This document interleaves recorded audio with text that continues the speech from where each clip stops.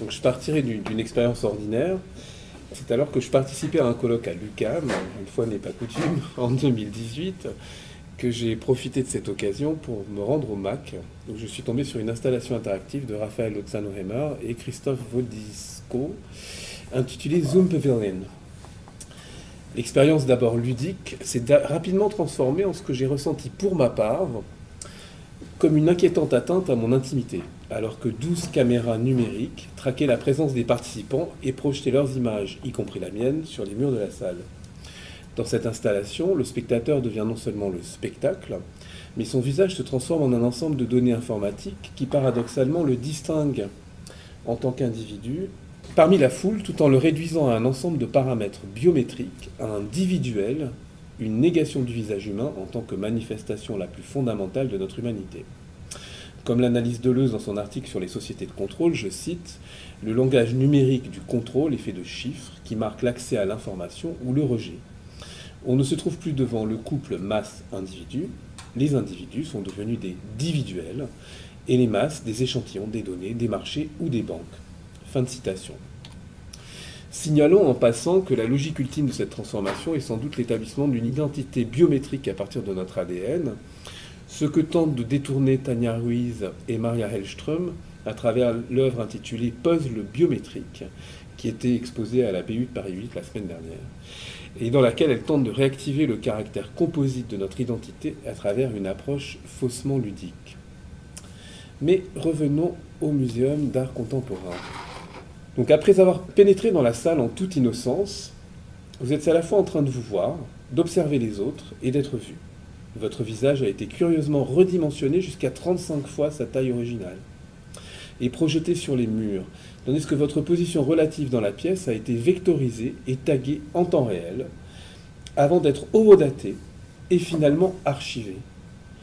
En d'autres termes, vous avez prêté votre visage et votre corps à des algorithmes de reconnaissance faciale et de relations de proximité spatiale, sans avoir explicitement exprimé votre consentement.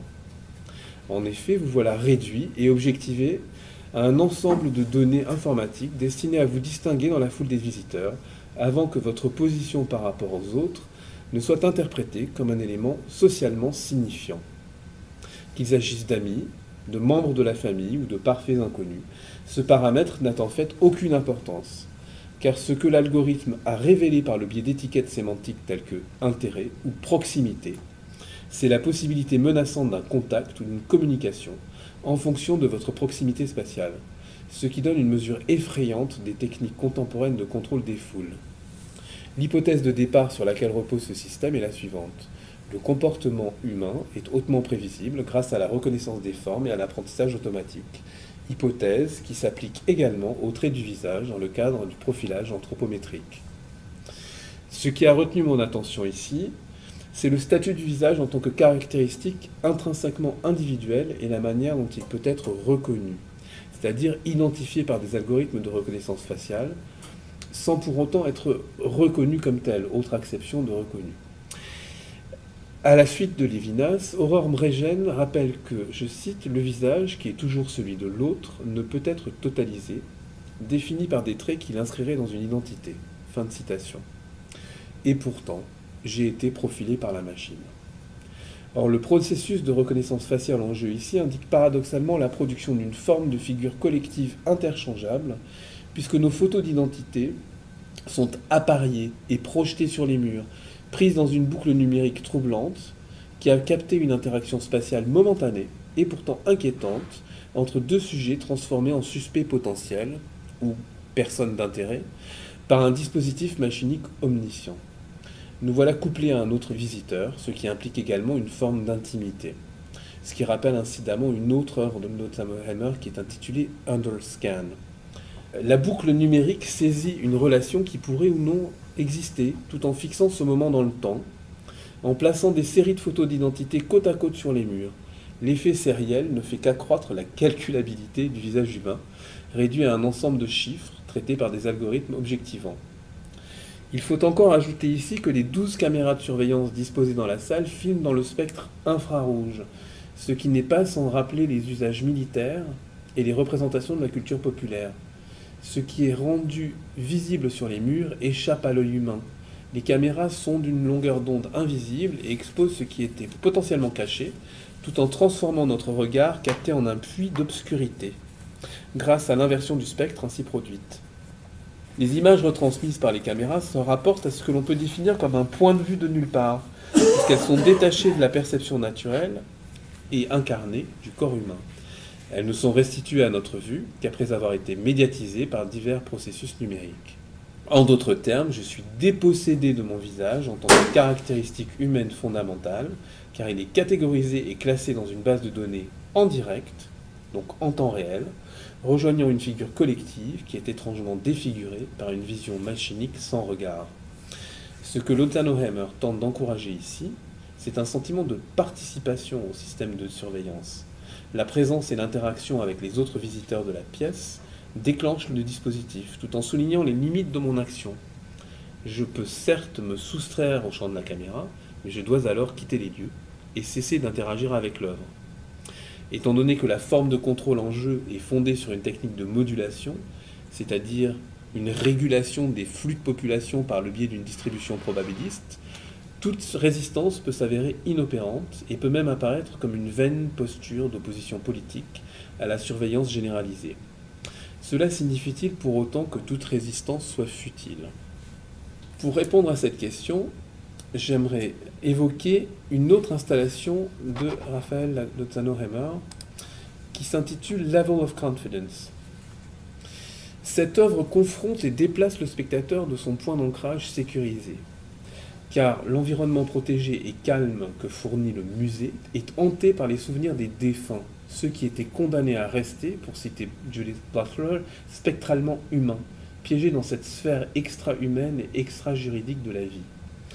Cette œuvre commémore en effet l'enlèvement massif de 43 étudiants de l'école normale d'Ayotzinapa à Iguala, dans l'état de Guerrero, au Mexique, lesquels furent très probablement assassinés. Alors que le spectateur fixe l'œil de la caméra, la machine compare les données biométriques de son visage à celles des étudiants grâce à un système de reconnaissance faciale entraîné à rechercher les visages des disparus, ce qui donne une impression de visibilité envoûtante, comme un phénomène de hantise. L'algorithme recherche les similitudes entre les traits du visage du spectateur et ceux des étudiants, en essayant de trouver la meilleure correspondance et en attribuant au résultat final un niveau de confiance, level of confidence, calculé en fonction de sa précision. Au fur et à mesure que nos visages sont ainsi traités par le système, nous réalisons que le sentiment de sécurité politique que nous éprouvons est peut-être quelque peu illusoire. Car comme l'affirme Lozano Hammer, je cite, « Le gouvernement, les forces de police et les cartels de la drogue ont été impliqués dans le massacre. » Fin de citation. À travers ce projet commémoratif, l'artiste retourne le système de surveillance pour exposer une vulnérabilité commune à la violence politique et criminelle. Le fait que le logiciel du projet soit mis gratuitement à disposition de toute institution et puisse être modifié par des programmeurs ouvre de nouvelles perspectives sur les formes de résistance politique qui dessinent les contours d'une communauté. Comme le rappelle Judith Butler, la sphère publique est constituée en partie par ce qui peut apparaître, et la régulation de la sphère de l'apparence est un moyen d'établir ce qui comptera comme réalité, ou ce qui n'en fera pas partie. Fin de citation. En ramenant les portraits des défunts dans l'espace public, Lozano Hammer redonne leur visage aux sans-visage, qui avaient disparu de la sphère de la visibilité sociale, et rétablit leur statut de sujet de deuil. Mais comment échapper au fil informationnel intangible qui semble organiser notre socialité?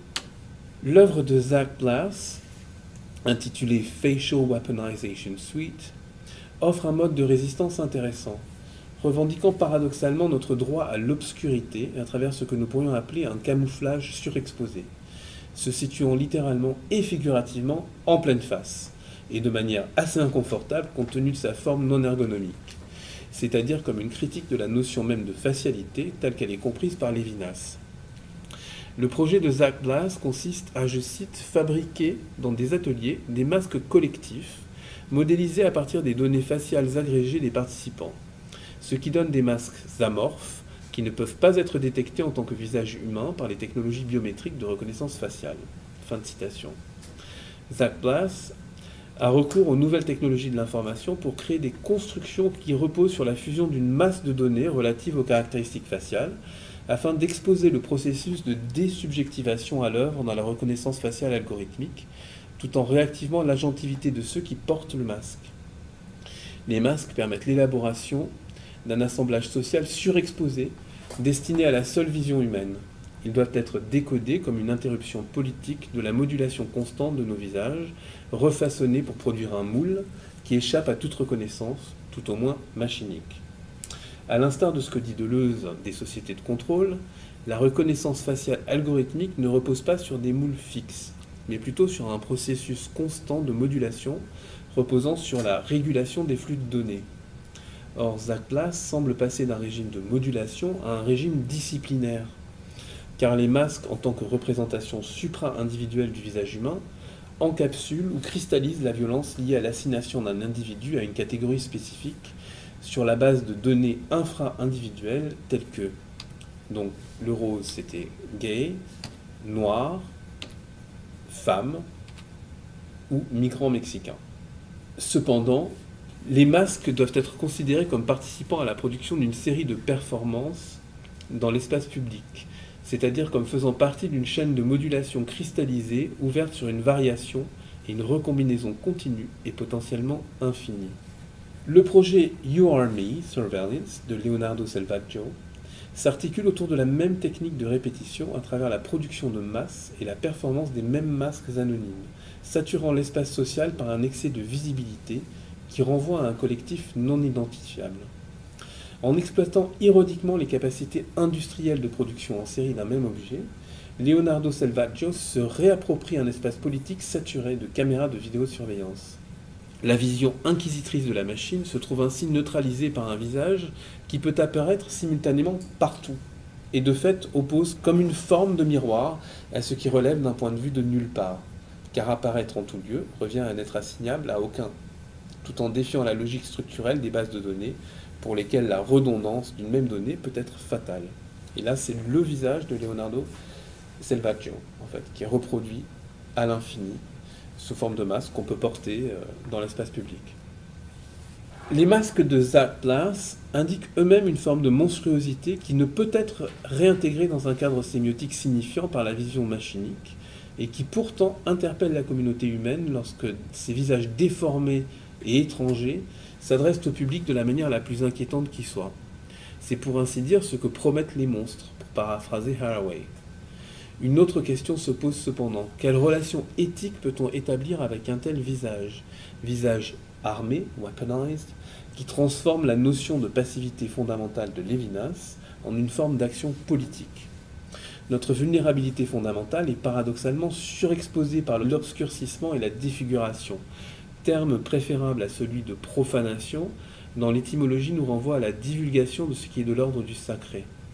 Or, il n'y a plus aucune sacralité attachée à ce visage, mais l'émergence d'une figure collective, indéchiffrable, qui transperce la phénoménalité en ouvrant sur la possibilité d'une communauté politique qui échappe à la computation. De plus, s'il reste un rapport à l'autre, c'est en tant qu'altérité radicale, une altérité que je rejetterai d'abord comme fondamentalement inhumaine, lorsque j'y serai confronté. Si l'on établit une analogie entre les traits non humains des masques et la laideur repoussante du monstre de Frankenstein, ces visages amorphes devraient en effet être automatiquement exclus de la communauté des humains. Pourtant, comme l'énonce Derrida, une des significations du monstrueux, c'est qu'il nous laisse sans pouvoir, qu'il est justement trop puissant, ou en tout cas menaçant pour le pouvoir. En contestant et en exposant les lieux de domination, les masques de Zach Glass interrogent la construction sociale du visage. L'accumulation non humaine des traits du visage, mutilés au-delà de toute reconnaissance possible, s'empilant couche après couche, indique un visage en creux, en d'autres termes, un visage in absentia. En fait, l'action politique de Zach Glass consiste à exposer la violence ultime qui se cache derrière la mathématisation du visage et la relation de pouvoir asymétrique en jeu, car la machine ne peut être tuée. Elle peut être fragile, se briser, mais elle n'est pas vulnérable. L'emploi du terme est impropre. On l'emploie pourtant pour décrire les systèmes numériques. Une telle défiguration agit comme un miroir inversé des processus de désubjectivation à l'œuvre dans les systèmes algorithmiques de reconnaissance faciale, puisque notre identité n'émerge plus de notre statut d'individu, mais se fonde sur des processus de reconnaissance des formes, c'est-à-dire des régularités statistiques qui finissent par constituer non pas tant notre visage que notre profil. Suivant l'affirmation de Deleuze et Guattari selon laquelle, je cite, « Certains assemblages de pouvoir requièrent la production d'un visage », fin de citation, il apparaît qu'en réaction à la catégorisation normative à l'œuvre dans nos sociétés, le projet Face Weaponization remet en question le statut du visage en tant que production capitaliste de sens et requiert la production d'un visage collectif, in absentia, ou non-visage, qui résiste à toute forme d'assignation au sein de la sphère sociale par des moyens machiniques, en provoquant la défaillance du dispositif technologique. Comme le dit Lila Lee Morrison, le paysage technopolitique contemporain des technologies de surveillance omniprésentes et de l'accumulation de données inverse l'agentivité politique de la visibilité. Les porteurs de masques revendiquent le droit à l'autodétermination, le droit d'avoir leur propre visage, au-delà du profilage et de la stigmatisation sociale qui en découle, ce que Zach Glass désigne sous le nom de « opacité informatique », ce qu'il définit comme un refus de se conformer visuellement au profilage et à la stigmatisation sociale qui en découle. Donc c'est bien ça. Une théorie et une pratique dont l'objectif est de maintenir la détermination autonome de l'altérité et de la différence, en échappant à la quantification, à la normalisation et à la réglementation de l'identité imposée par la biométrie et l'État. Citant encore une fois Lila Lee Morrison, qui conclut que, je cite, « Dans ce contexte, le sans-visage est une source de pouvoir », fin de citation, j'aimerais remettre en question cette affirmation. En effet, pour que le sans-visage devienne un moyen d'autonomisation pour une population marginalisée et stigmatisée, cette population doit néanmoins être en quelque sorte un sujet capable. Le sans-visage modifie certainement ma position de sujet en tant que porteur de masque ou spectateur, en attirant l'attention sur la perturbation nécessaire des formes dominantes de représentation, en délimitant les limites d'un champ d'apparence publiquement reconnu. Et pourtant, qu'en est-il du sujet décrit par Butler? Je cite, « Sujet qui n'est pas un sujet, ni vivant, ni mort, ni pleinement constitué en sujet, ni pleinement déconstitué dans la mort. La gestion d'une population n'est donc pas seulement un processus par lequel le pouvoir réglementaire produit un ensemble de sujets, c'est aussi le processus de leur désubjectivation, qui a d'énormes conséquences politiques et juridiques. » Fin de citation, ça c'était toujours Butler. En réponse au projet de Zach Glass et en contradiction avec l'armement du visage, pour ainsi dire, nous pouvons appeler à la reconnaissance de notre vulnérabilité en tant que condition primaire, préverbale, qui, je cite, précède la formation du jeu. Fin de citation. Notre exposition constante à la violence potentielle de l'autre implique une réflexion sur les cadres normatifs qui préside à la définition de ce qu'est un sujet humain et à sa condition de visibilité dans la sphère publique. Je voulais conclure en la citant à nouveau. On nous a détourné du visage, parfois en utilisant l'image même du visage, image censée véhiculer l'inhumain, le déjà mort, ce qui n'est pas précarité et ne peut donc être tué. C'est ce visage qu'on nous demande pourtant de tuer, comme si débarrasser le monde de ce visage devait nous ramener à l'humain plutôt que de parfaire notre propre inhumanité. Fin de citation, et je vous remercie pour votre attention.